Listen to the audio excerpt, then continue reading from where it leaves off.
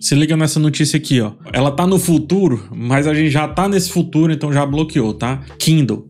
A Amazon vai proibir download de e-book via USB. Saiba como não perder os seus livros. A notícia é bem simples, tá? A Amazon não vai mais, né, ter a função de... Não vai mais não, já não tem mais a função de download de e-book desde o dia 26 de fevereiro. Isso significa que será impossível transferir o arquivo via USB para o Kindle. Proteção de direitos autorais. Antes dela, os arquivos transferidos via USB eram vulneráveis a modificações que desfaziam protocolos que asseguravam os direitos de uso dos livros. A nova política determina que apenas transferências por meio de dados sem fio, Wi-Fi ou internet poderão ser realizadas. Com o método, a Amazon deve ter controle mais rígido do que é baixado no dispositivo, porque vincula o arquivo a um Kindle específico e impossibilita o compartilhamento. Mas o que eu quero chamar a atenção é aqui, ó. Saiba como não perder os seus livros. Os seus livros? Tu não tem livro não, mano. Tu não tem mais música. Tu não tem mais filme, não. Na verdade, a impressão que me dá é que nunca teve. Nunca teve filme, nunca teve música, nunca teve... Ah, mas eu tinha um CD. Mas se descontinuasse ali a tecnologia, seja o que for, não teria. E aí a pergunta que eu faço hoje, o que a gente tem hoje, né, bicho? Nesse mundo todo digital, nesse mundo depois de nós, o que a gente ainda tem, né? Outro dia, trago outra notícia, eu lembro que foi um furor. Eu não jogo, né? Então, isso pra mim foi irrelevante. Mas eu lembro que dominou as redes sociais, que é PlayStation Network, fica fora do ar e apresenta instabilidades em serviço online. Ficou bastante tempo, salvo engano, foi até num feriado. Ó, da sexta-feira e ficou fora do ar para muitos jogadores. E eu lembro do desespero e as pessoas levantando a pauta do tipo, eu paguei, eu quero o meu jogo e não sei o que, etc. Mas você não tem mais, você não tem o seu joguinho. Tá tudo online, é tudo do outro, né? O que a gente tem? Cara, a gente só... Tudo que a gente paga é aluguel, né? A gente praticamente tá na vida do aluguel. Ah, eu posso assistir milhares de filmes. Mais ou menos, né? Se o streaming deixar. Nesse fim de semana, e foi assim que surgiu essa vontade de falar sobre esse assunto, eu queria mostrar para minha companheira o filme Kramer vs Kramer. Adoro o filme. Ganhador do Oscar e tal. Esse filme, por ser ganhador do Oscar e tal, era pra estar amplamente disponível, eu creio. Era pra estar sendo assim, disputado a tapa pelos streamings. Mas a verdade é que você tem que alugar no Prime Video, ou seja, você paga o Prime Video e você tem que pagar de novo pra ver o filme. E não é barato. Então eu não paguei o Prime Video. Eu tenho o filme, não? Não tenho. Ou seja, o que é nosso hoje, né? Acho que nem o dinheiro mais ele é nosso, se a gente pensar. Até o dinheiro vira nuvem. Nem ele existe mais, é só um numerinho que se der ruim ali sumiu também, né? O dinheiro em si, faz tempo que eu não vejo um dinheiro mesmo. Papel. Tem o filme lá O Mundo Depois de Nós, que tem uma personagem que tá louca pra assistir os finalmente de Friends, da série Friends. E aí dá o apagão digital lá no mundo, né? E ela não consegue assistir o final de Friends. Ela passa o filme todo assim nessa busca. Ah, quero assistir. Não à toa ela consegue ali de uma maneira que eu não vou dizer pra não dar spoiler, né? Mas eu lembro da reflexão que ficou assim. A gente tá se digitalizando cada vez mais, a gente tá digitalizando nossas memórias. Eu fico pensando no tanto de coisa escrita que eu tenho no Notion, no Google Docs, que se der um apagão, perdi tudo. E eu tenho uma vida escrita, assim, uma vida. Ultimamente eu tenho voltado a escrever no papel, mas é curioso, ó. Esse aqui é um caderninho que eu fico. Aqui é a minha crítica do MIC 17, toda escrita aqui no caderno, né? Toda escrita. Mas eu fico imaginando, cara, que também é muito frágil, né? É um caderninho, velho. O que a gente tem? A gente compra um monte de coisa, mas cada vez mais a gente tem menos. E aí quando dá um negócio desse, vem essa notícia. Saiba como não perder os seus livros. Você já perdeu os seus livros. Se seus livros são digitais, você já perdeu. E se você tinha lá os livros físicos, né, e não preservava esses livros, também se foram embora. E aí tem um papel aqui que ninguém fala ou fala-se muito pouco, que é o papel dos sebos, enquanto resgate de cultura, resgate de memória, resgate inclusive material e preservação. Sebos, né, não é só o local onde você vai comprar livro barato, não. Sebo é um local que preserva aquilo ali, percebeu? Comercialmente, é verdade? Comercialmente. Mas preserva. Ele é tipo um museu que vende as coisas que estão lá. Levando em consideração que você que tá comprando ali no sebo vai ter a ideia de também cuidar daquilo, né? Já que você tá comprando, então você vai cuidar.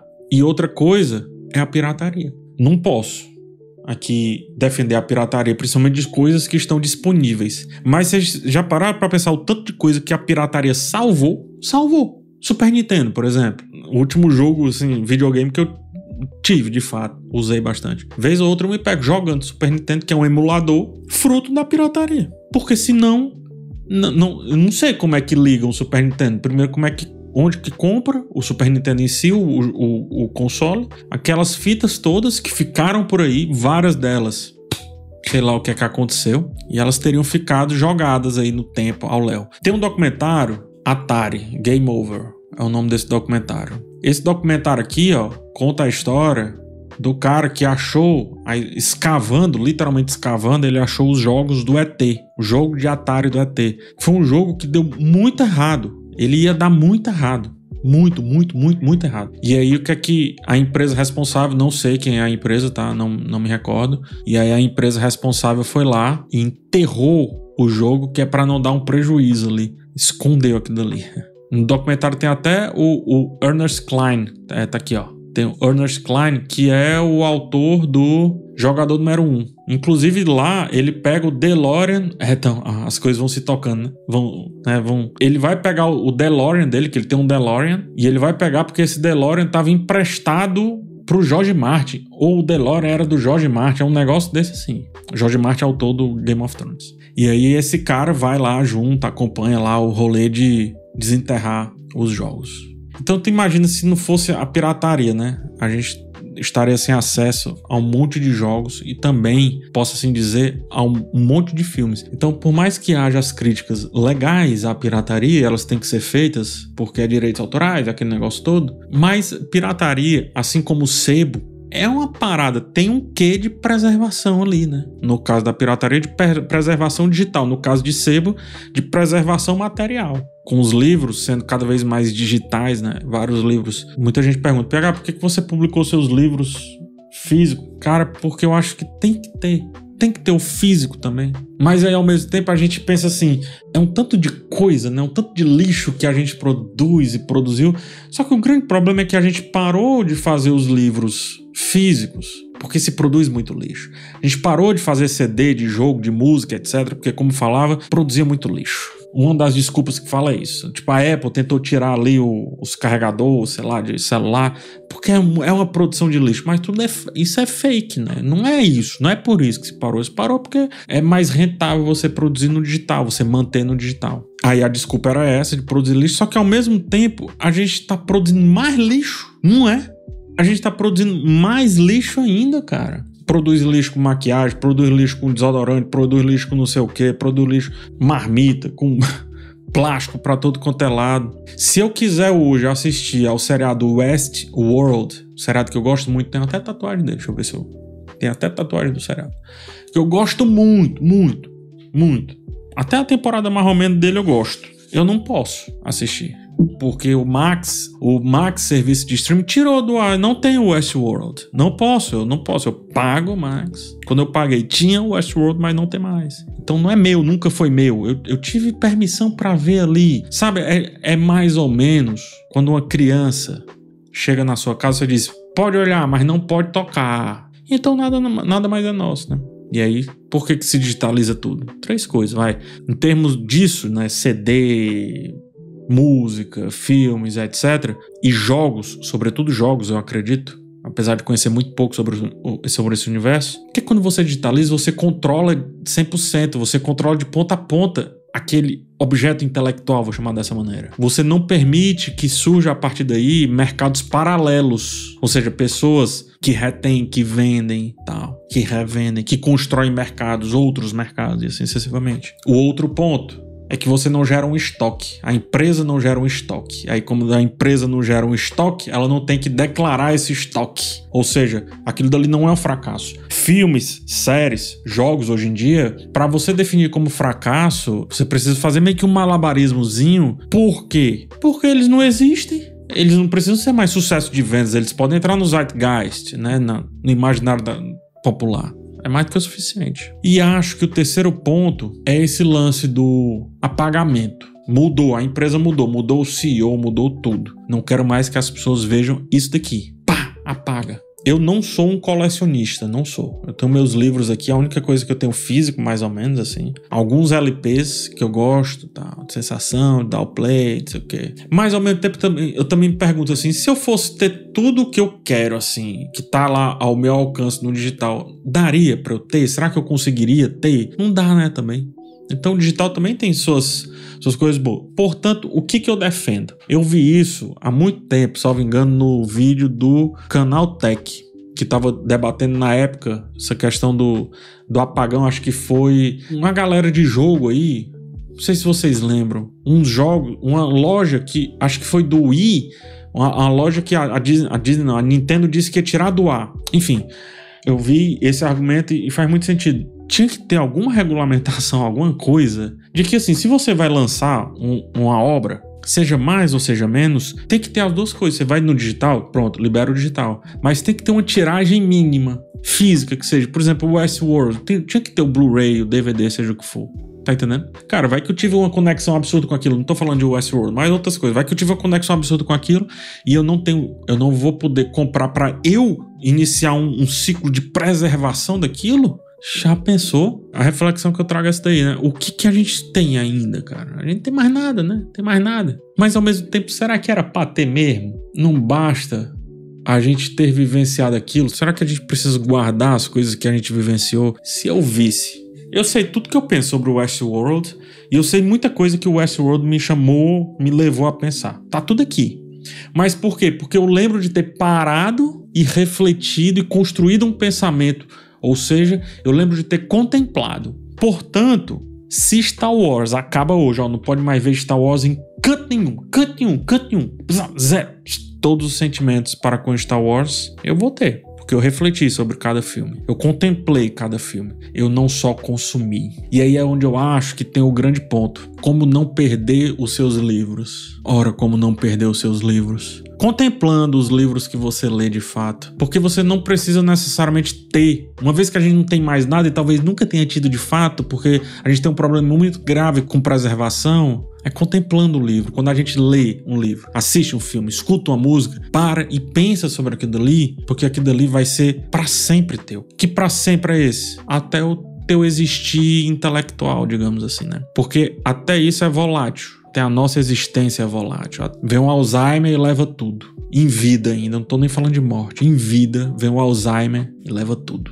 Mas até lá, aí é que eu faço a gente refletir sobre outra coisa. Se eu morrer hoje, se eu entrar num processo de Alzheimer, quer que seja, eu falei sobre um monte de coisa que eu assisti, sobre um monte de coisa que eu li. Eu falei sobre esse assunto que eu tô falando agora. Então, se eu acabar agora, encerrar agora a minha existência, pá, tá com vocês. O que é que vocês vão fazer? Vocês vão guardar? Entendeu o meu ponto? A cultura oral, ela deve ser preservada. É a coisa que mais deve ser preservada.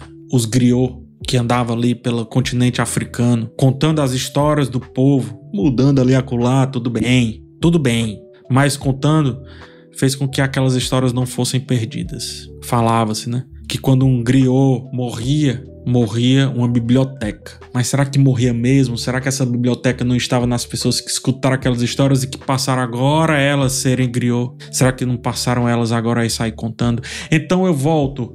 Será que eu preciso construção, música do Chico Buarque? Será que eu preciso escutar de novo? Eu acho que não. E eu já falei sobre construção em um vídeo. Alguns de vocês já têm uma interpretação minha sobre construção. Tá entendendo? E aí essa pessoa passa para outra, que passa para outra. Portanto, a única coisa que a gente tem que preservar de fato é o ser humano. A nossa capacidade intelectual, a nossa capacidade reflexiva, a nossa capacidade de parar e pensar e viver aquilo dali. Por quê? A gente, sem querer viver aquilo dali, a gente fica tentando guardar as coisas dentro da nossa casa, dentro de HDs ou na dileta nuvem. O problema é que cada vez mais a gente não vive, a gente não produz nada em cima daquilo que a gente recebeu da arte. E aí a gente lida como se fosse consumidor daquilo dali. E aí, como consumidor daquilo dali, a gente fica desesperado porque vamos perder os nossos livros. Não. Me lembrou da grande perda da Biblioteca de Alexandria. Quanto perdemos? Quanto da identidade humana perdemos? Fica a reflexão. A gente não sabe, Rafael, mas a gente está aqui. É esse o meu ponto, Rafa. A gente não se foi, não acabou-se o mundo e tudo porque a gente perdeu a Biblioteca de Alexandria. Não deveríamos perder, é fato. Mas será que um monte de gente não repassou isso? Esse é o grande lance. A única coisa que importa é a nossa existência, bicho. Essa reflexão aqui, viu, Ed? Pense na flechada que o homem deu agora. Estamos ficando obesos de tanto consumir mídias, sem um mínimo de reflexão para ruminar a experiência. Acabou, mano. Eu falei que 20 minutos o homem matou em 2 frases, mano. Caramba, bicho. Acabou, mano. Infobesidade aí. Exatamente. É a infobesidade. Tá, porra. O cara botou numa frase. 20 minutos que eu fiz aqui, o cara botou numa frase. Ó, trufo. O outro veio e botou numa palavra. Infobesidade. Acabou, mano. Bom demais, mano. Esse negócio aqui de conversar, mano. Infobesidade, mano. Tu é doido, mano. E eu me achando aqui o bichão, que eu tava numa reflexão, enganchei vocês com a notícia, fui pra outra reflexão. Eu tava me achando... Pá, eu sou bom demais, olha o que eu fiz aqui. Aí o cara mete essa. Tá. Aí depois vem o outro e fala isso aqui. Pá. Pé doido, mano. Me arrupei doidinho.